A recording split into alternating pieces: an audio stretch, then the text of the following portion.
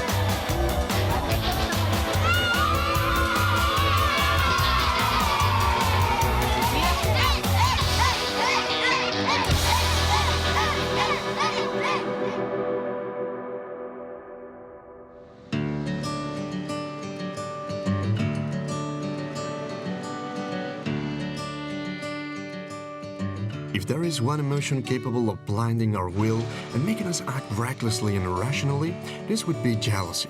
No one can escape it. No one can escape the pang of inner pain and fire that it causes. Today we're going to stare jealousy in the face, and not only the romantic jealousy. Today we're going to battle jealousy of every stripe. Our weapon will be art, because the history of art is full of jealous artists and jealous artworks. Today we'll try to learn something from jealousy. But first, we need to know exactly how this very destructive sentiment works.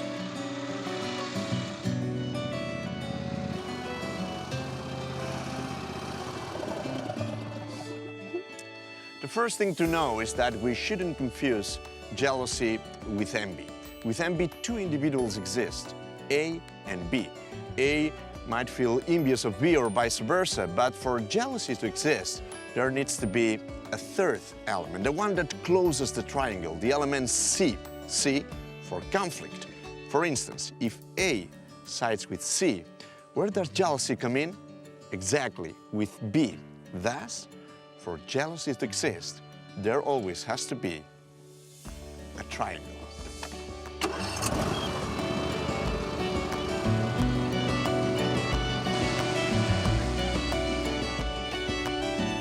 The triangle is the key in this affair, and I'm positive we'll find a solution through it. With each new triangle we draw, we'll have more pieces for trying to understand what jealousy is all about. Let's start at the beginning, where everything always starts, with the Bible, a book filled with passions that, in its early pages, tells the story of jealousy for God's favor between two brothers.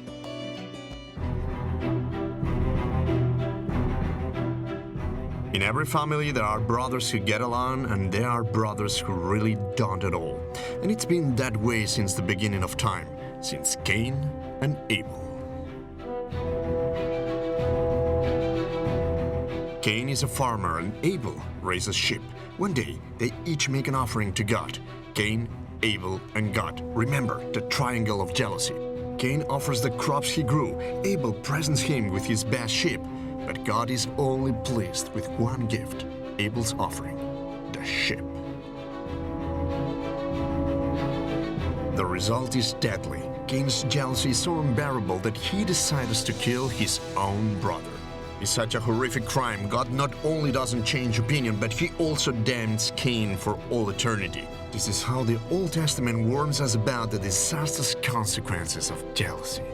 So now, do Cain and Abel exist in the history of art? They sure do. They were two artists who were jealous for God's favor. They weren't brothers, but for the favor of God, for the favor of the Pope, their jealousy was unleashed. Their names? Bernini and Borromini.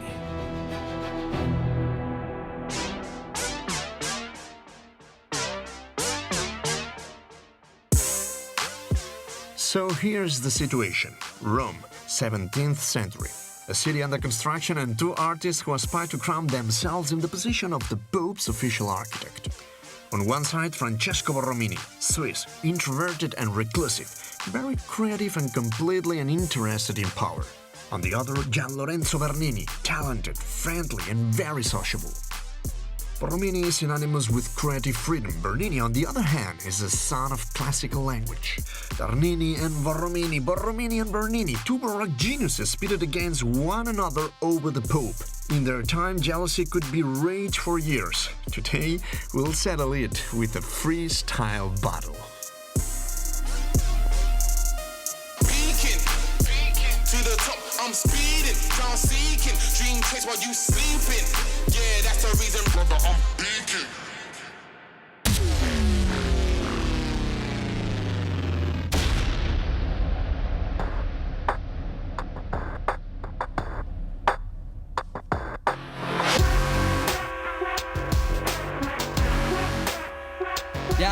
Yao, Bernini. Dime lo que eres cuando no tienes dinero, cuando no tienes el favor ni de papa ni terceros. ¿Qué quieres decirme? Dímelo pero a la cara. Sin el Vaticano no eres nada. Mira, yo siempre me quedé con tu gloria. Acabé con tu nombre y ahora recuerda su memoria. Acabé contigo y con toda tu trayectoria mientras sigues viendo mi nombre en los libros de historia. En los libros de historia que tan solo mienten a la gente. Y eso es algo evidente. ¿Sabes por qué mienten? Te lo diré yo, hermano, porque les sale rentable que gane el adinerado. El adinerado, pero tú qué crees, si en todos los monumentos de Roma que veas me ves, todo es mío, yo he creado Roma y tú no has creado ni poder ser gran persona. Gran persona, si yo soy original, si tú solo eres otro tipo que ha intentado copiar lo que ya estaba hecho, lo que ya estaba hecho, yo he sido capaz de intentar ponerle al cielo un techo. Yo soy Bernini, parece que no, pero yo siempre lo mejoro y tú en tu vida solitaria sigues solo. The winner was Bernini. He was the favorite of 7 popes over the course of his lifetime, something Borromini could never stomach.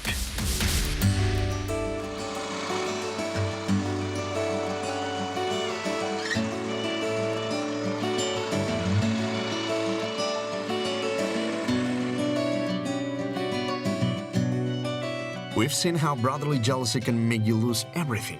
Now let's tackle another form of jealousy, the most common kind and the one that causes the most heartache: romantic jealousy. This jealousy had existed ever since human beings have, ever since there were men and women.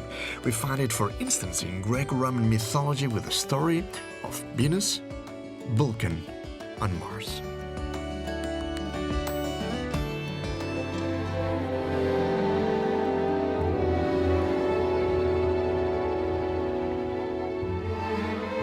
This painting shows us the exact moment when the old god Vulcan barges into the chambers of his wife, Venus. He suspects she is being unfaithful and he is right. See, the god Mars, her lover, is hidden under the bed. He's trying to get the dog shut up and not to reveal his whereabouts. And the skeptical Vulcan uncovers the sex of his wife. It's a scene brimming with tension. Doesn't this look familiar? We've seen it thousands of times in the movies. This is how the Italian painter Tintoretto illustrated jealousy. But how many jealous Vulcans looking for their wife's lover are there in the world? Let's find out.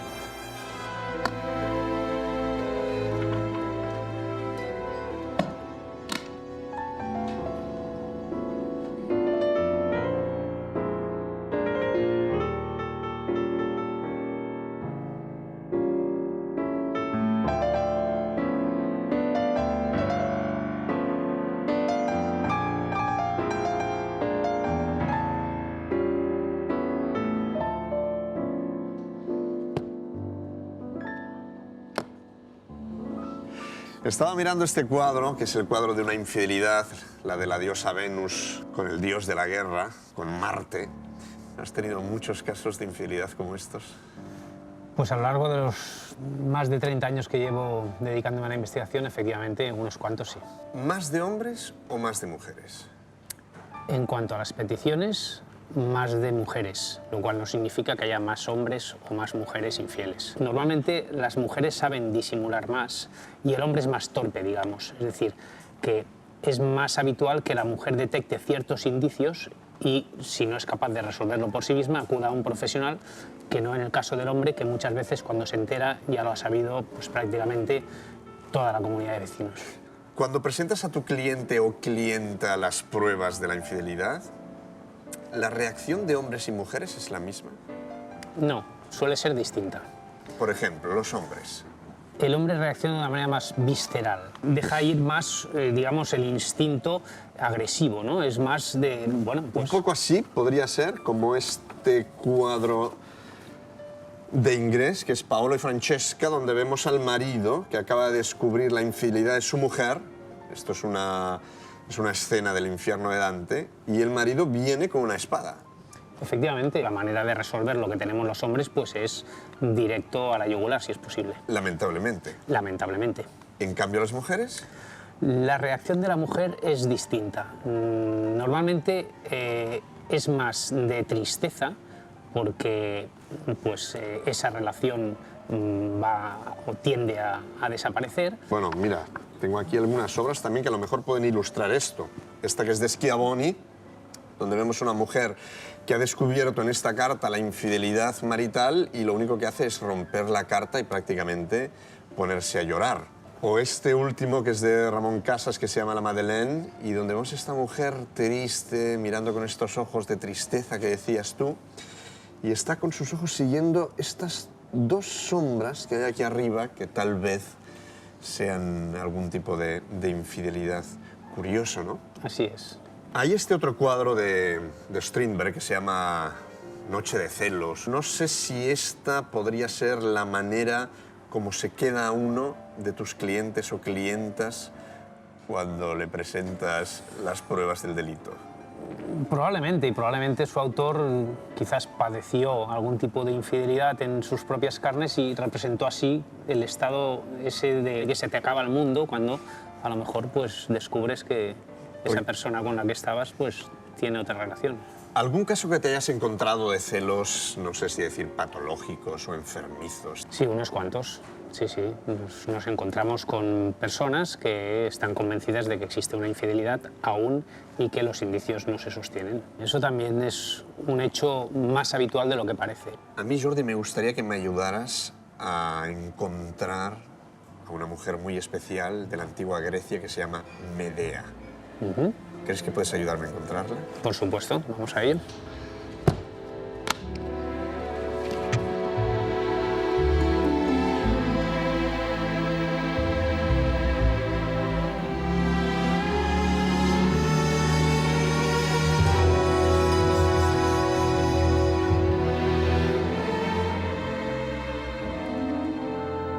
A long night awaited us. On a stakeout in the car, we were killing time and our hunger while we waited for the sorceress Medea, Jason's wife, to show up. Driven mad with jealousy, revenge had clouded her mind. She used her magic to cause the slow and painful death of her husband's lover, but that wasn't enough for her. Driven by her desire to punish Jason, she stabbed her own children to death. A terrible crime, hard to conceive, even for the toothless detective of the excesses of the heart.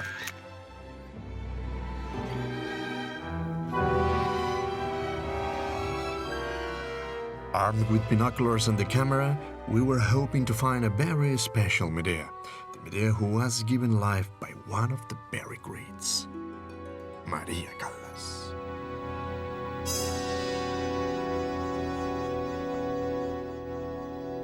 Like all stories essential to understanding our human condition, the story of Medea also has its adaptation in opera. It was written by Luigi Cherubini, and it opened in Paris in 1797. This is what it sounds like just as Medea bids farewell to her children, attention, before killing them. Mon cher enfant, mon cher enfant, je vous adore.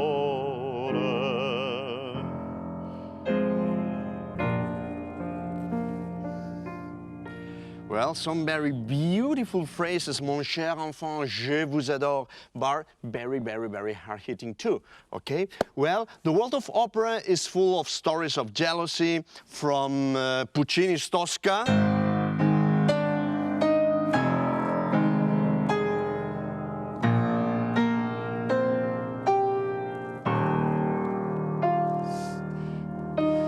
to Leoncavallo's Pagliacci.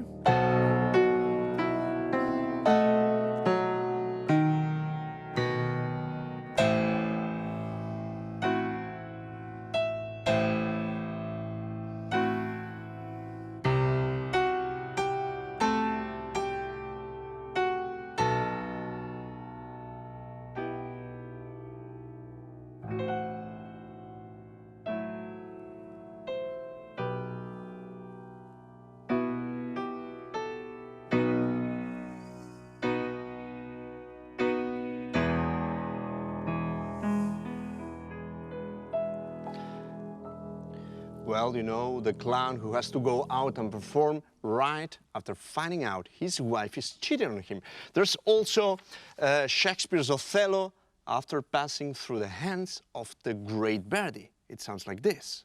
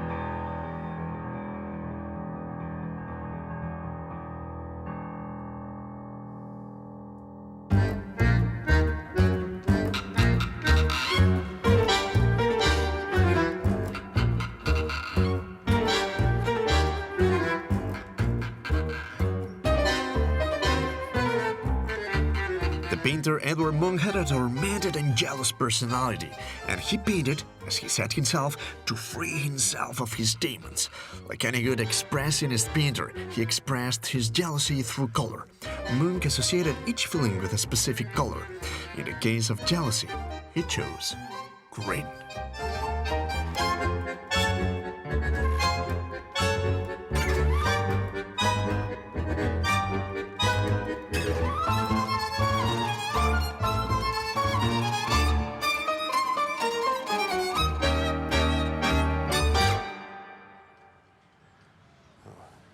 Oh, sorry about that.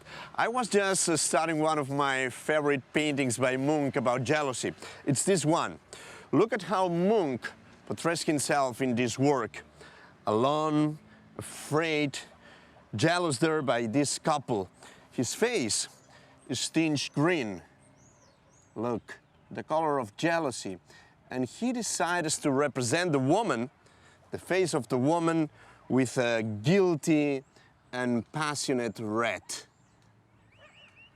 Well, Nothing was easy in Munch's life. He had an unstable personality, alcohol was constantly causing him problems, and he had turbulent affairs full of jealousy.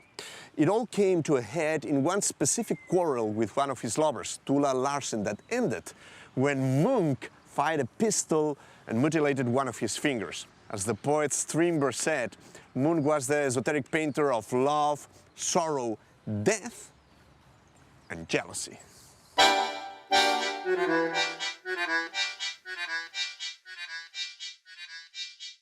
La definición de celos la tengo como un concepto de posesión, ¿no? Un poco también envidia. La amenaza de ver algo perdido que tú creías tuyo, eso es lo que yo creo que hace explotar en una persona los celos. Si soy celoso, un poco. Yo lo considero una enfermedad, los celos. Yo creo que soy demasiado celosa a veces. Ve las cosas en donde no existen. Se imagina, yo creo que la imaginación actúa mucho y no ve la realidad. ¿Y si hay realidad? Gente celosa como yo, con una cosa tan pequeña, se empieza a imaginar películas que son milongas, ¿sabes? Por ejemplo, en una reunión, en una cena, que ves que a lo mejor le miraban demasiado, yo me daba cuenta que esto podía ser un poco de celos. Muchas veces me ha pasado que he dicho, Iman, por favor, no seas celosa. Es una chica, le está hablando como si se te acerca a ti un chico y te habla tan tranquilamente. Pero si realmente descubro que sí que es verdad que está con otra persona, pues evidentemente monto el pollo y evidentemente. No. Yo no, montar espectáculo no. Yo creo que en ese momento no. El espectáculo tampoco lo montaría. Luego, en privado, ya sería otra cosa. Prefiero preguntarle si sucede algo, si yo sospecho, prefiero preguntárselo ya directamente, hablar con mi pareja, que no fisgonear en su móvil, en su ordenador. Soy celosa, no sé, seguramente pues por problemas de autoestima o no sé. No sé si tiene algo que ver la autoestima con los celos. O sea, la que no tiene autoestima es más celosa, por ejemplo, pienso yo, no lo sé. Pero ¿cómo llegar a ese punto de estar tan seguro de ti mismo, tener la autoestima tan alta que te dé igual lo que la otra persona puede sentir hacia otras terceras personas, ¿no? Yo creo que el que está de verdad enamorado y el que quiere de verdad, celos tiene que tener, si no... Bien gestionados o controlados, creo que pueden avivar un poquito cuando se apaga a lo mejor la llama. Es que es imposible no sentir celos en alguna vez en tu vida. Es algo que no puedo controlar y aunque me diga a mí misma, Iman, no, acabo cayendo siempre, siempre. Es todo muy complicado.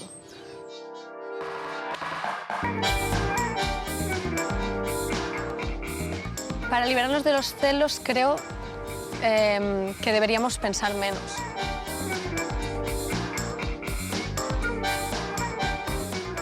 Yo creo que una de las recetas, llamémosle así, pues sería qué grado de confianza tenemos en la persona que nos ha provocado los celos. ¿Cómo te enrollas? No.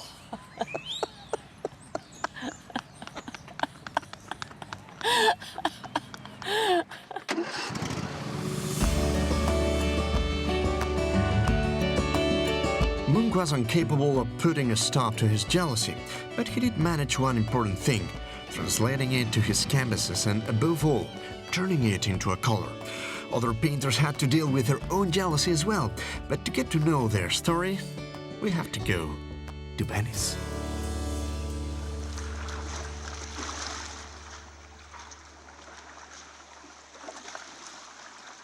Oh, sento il tuo cuore che batte,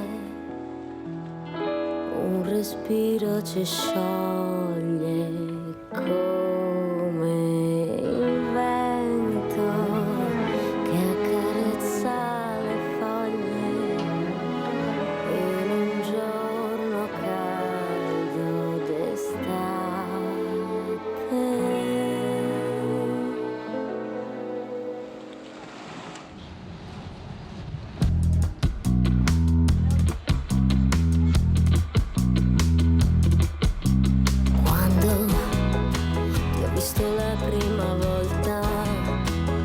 sentivo che eri mio, tutto quello che sognavo.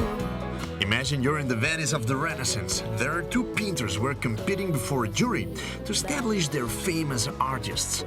This is the story of the jealousy for power between Veronese and Tintoretto.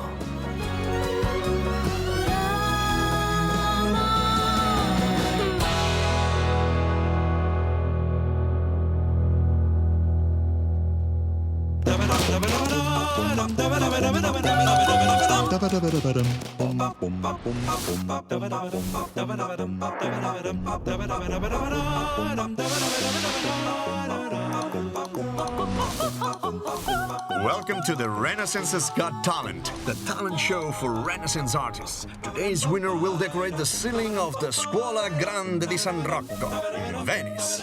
On one side, Veronese, he dreams of one day becoming the great fresco artist of his day.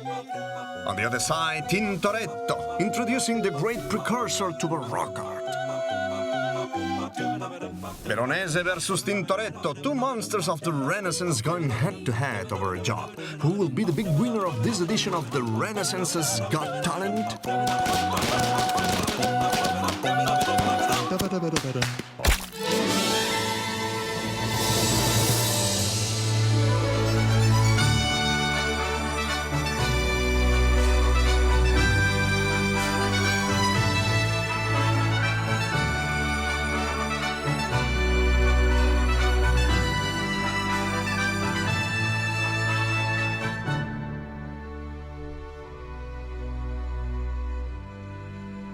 The jury, comprised of the members of La Scuola Grande di San Rocco, has deliberated.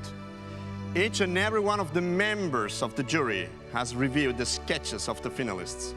And so, without further ado, let's find out the name of the winner of the competition. Veronese, Tintoretto, Tintoretto, Veronese. Okay, here we go. The winner of the Renaissance Has Got Talent, the artist who will decorate the ceiling of La Scuola Grande di San Rocco is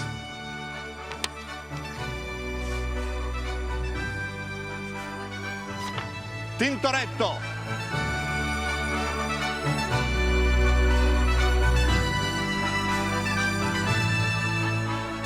That's right, Tintoretto won. Just look at these paintings. 17 magnificent works of art covering the ceiling and 6 more on the walls.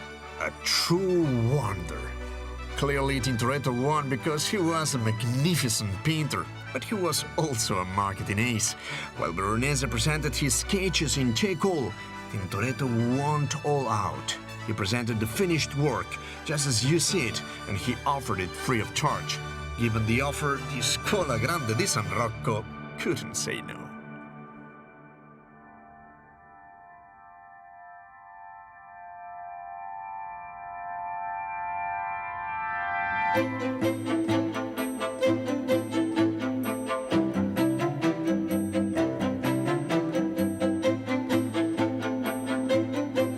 Art competitions didn't end with Tintoretto and Veronese, not hardly.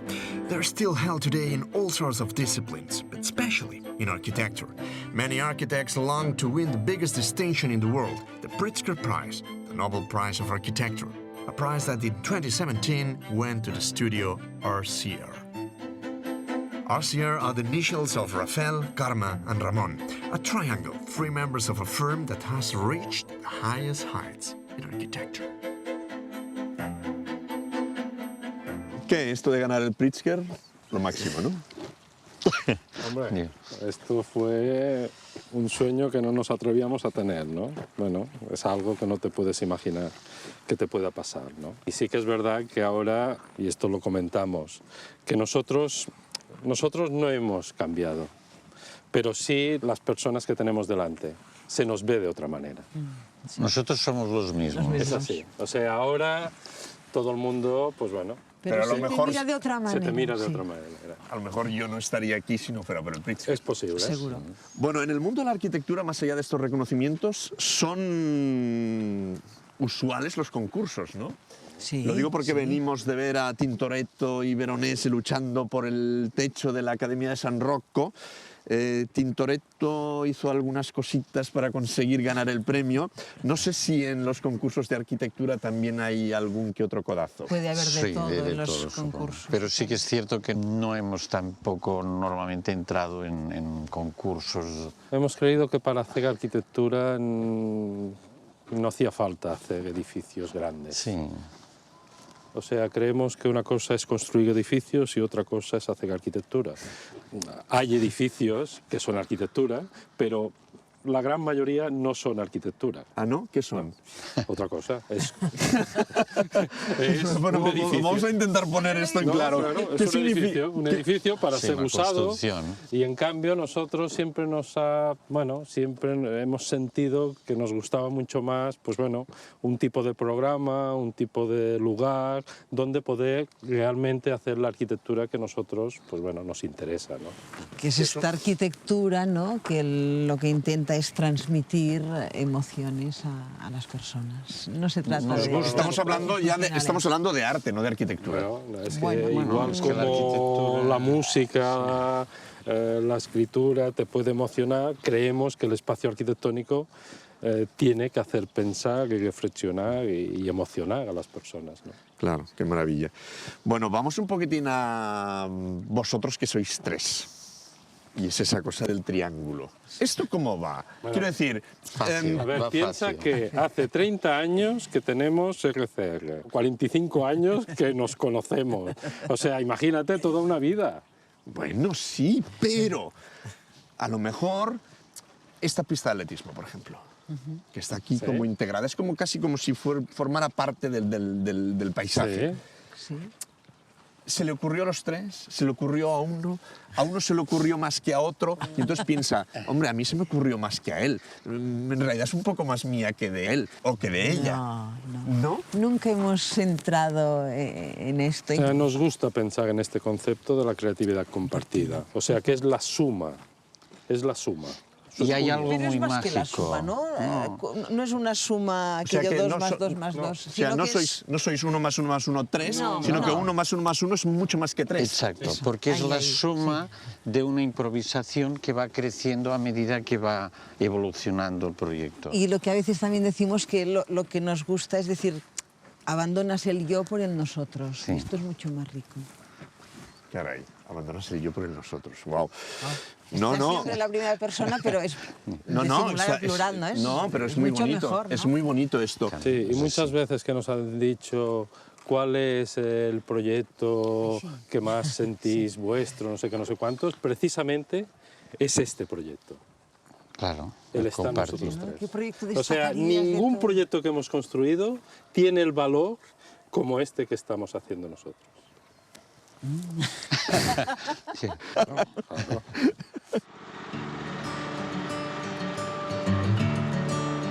I'm afraid the harmony in the triangle made up of Rafael, Karma and Ramon is not the most habitable in art.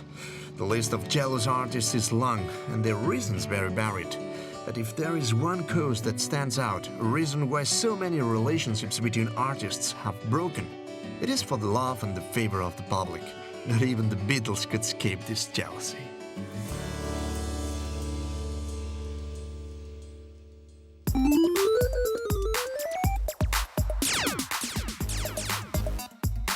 The British band took the world by storm.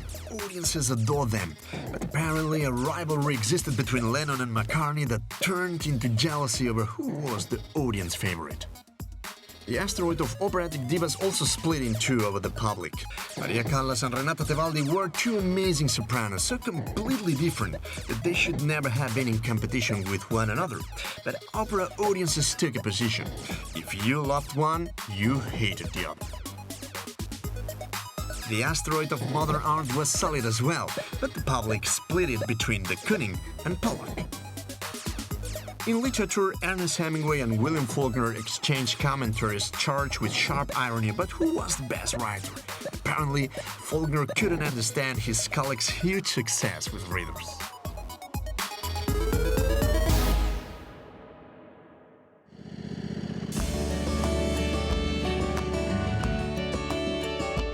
let's keep gathering triangles, let's keep gathering stories of jealousy.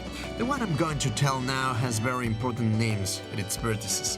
Two painters who knew how to transform their jealousy of the other into something positive.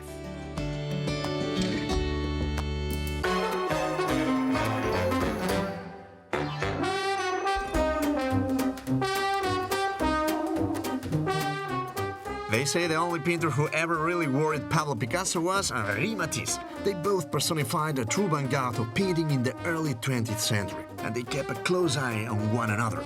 Today, we'll try to undo this dichotomy with some very special critics.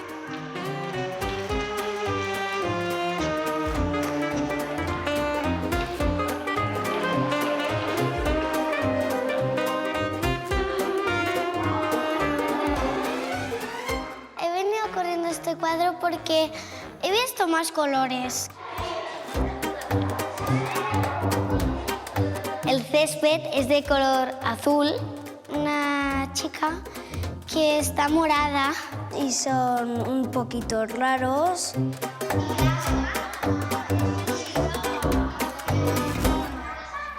Y las personas tienen como el reflejo de color rojo, verde, azul. Y eso en la vida real no está. Los árboles de colores y todo. Está muy bonito. Hay uno que tiene una cara blanca, verde y roja, con un parche, me parece, y una cara que está girada a la espalda. Y también me he encontrado los ojos demasiado grandes y que tienen orejas de elfo. Es un lugar que se puede ir desnudo y después tú puedes hacer lo que te gusta. Las personas y eso son como dibujos así rápidos, pero después los colores, la hierba, los árboles, no sé, tienen más dificultad. Parece que se estén duchando. Y que se han puesto como una crema ahí a la cara y la otra una crema, también una crema, no sé qué es. Bueno, es que no tiene pinta de estar fácil. Yo creo que ha sido difícil.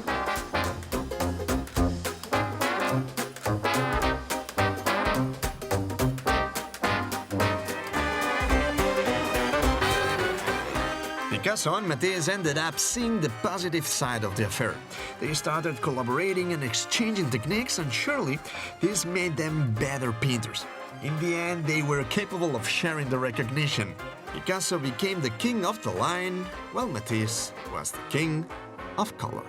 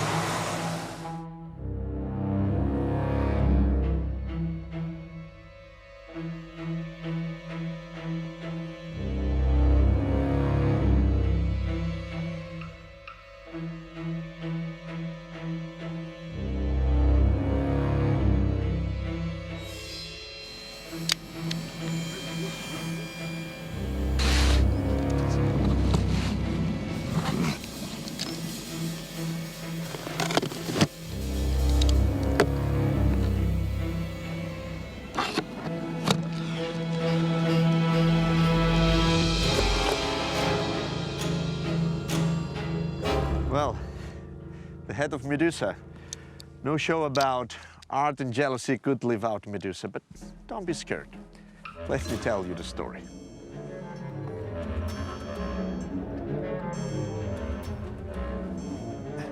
Medusa was famous for her beauty and her gorgeous hair.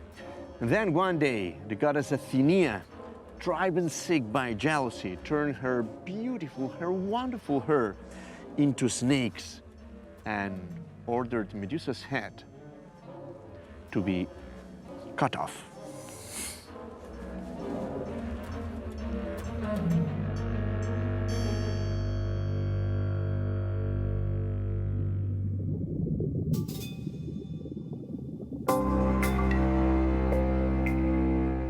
The myth of Medusa has been depicted often throughout the history of art, and it hides a great injustice.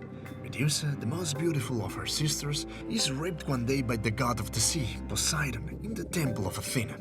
And this unleashes the rage and jealousy of the goddess Athena, who was the enemy of Poseidon and very jealous of beautiful women. Instead of punishing the aggressor, Athena punishes the victim, Medusa. We're looking at the jealousy that accuses the independent woman, the liberated woman who is seen as the culprit of all evils, the wrongly named femme fatale.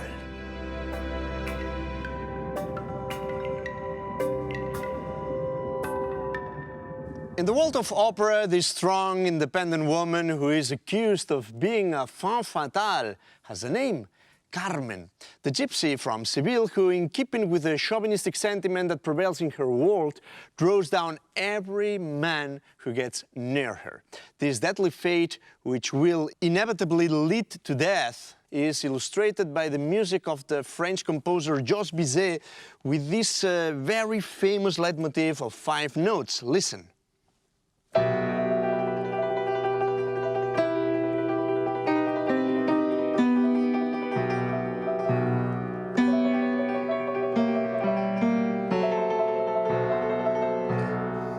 Okay, listen to the 5 notes here. 1, 2, 3, 4, 5. Pum, pum. 1, 2, 3, 4, 5. Pum, pum. You see 5 notes that are repeated and represent Carmen's doom. A brave woman who is ahead of her time and able to sing the most famous habanera in the history of opera. Pum, pa, pum, pum, pum, pa, pum, pum.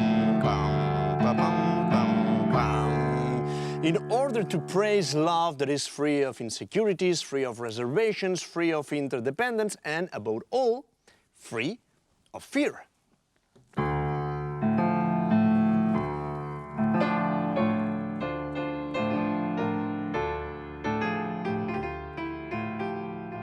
In the history of art, there have also been women who swam against the tide. Women who fought for the right to be artists. Women like Hildegard von Bingen, the 12th century poet and composer. There were also painters like Artemisia Gentileschi and Angelica Kaufmann, among many others. Women of talent who fought for the right to work as painters in a time when they weren't even allowed admission into fine art academies. Women who fought to go beyond the domestic sphere, even if it meant get it pointed out.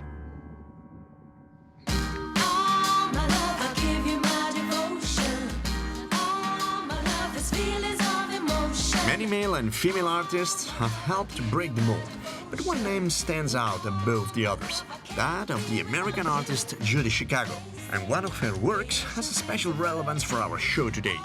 The installation, The Dinner Party. It is a triangular table that reinterprets the Last Supper by Da Vinci in the feminine, a triangle made up exclusively of women.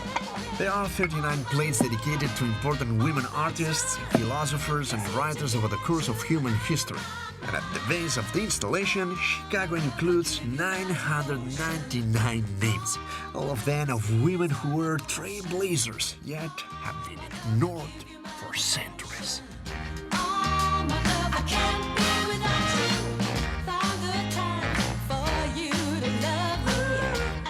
Judy Chicago invited over 1,000 female personalities to her symbolic dinner.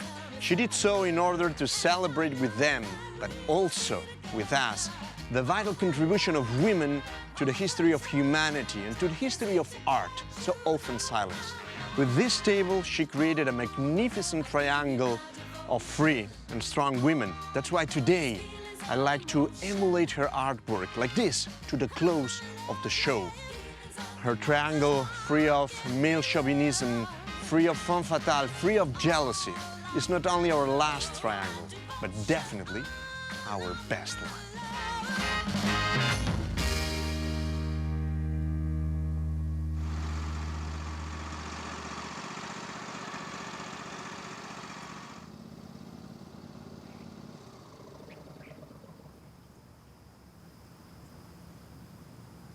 During our show today, I've tried to find a solution to jealousy through its shape, triangle, but it's killing me to see that if I keep going, I'll only manage to make a bigger triangle.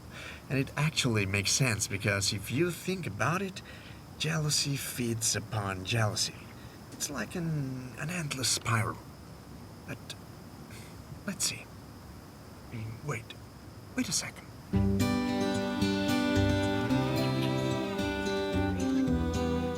I believe you've just got to look at it from another angle. The solution to jealousy is in finding the love hidden by the obsession. So, if I erase two triangles over here... Every night when I'm driving home, all I think about is... And I add them over here... Won't be long until I see your smile, like the sun you shine on through.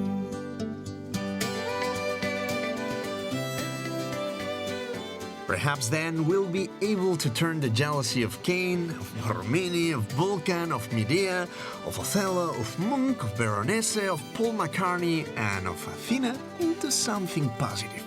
Perhaps by learning from their mistakes, we can turn it into the only thing that will save us from jealousy. Love.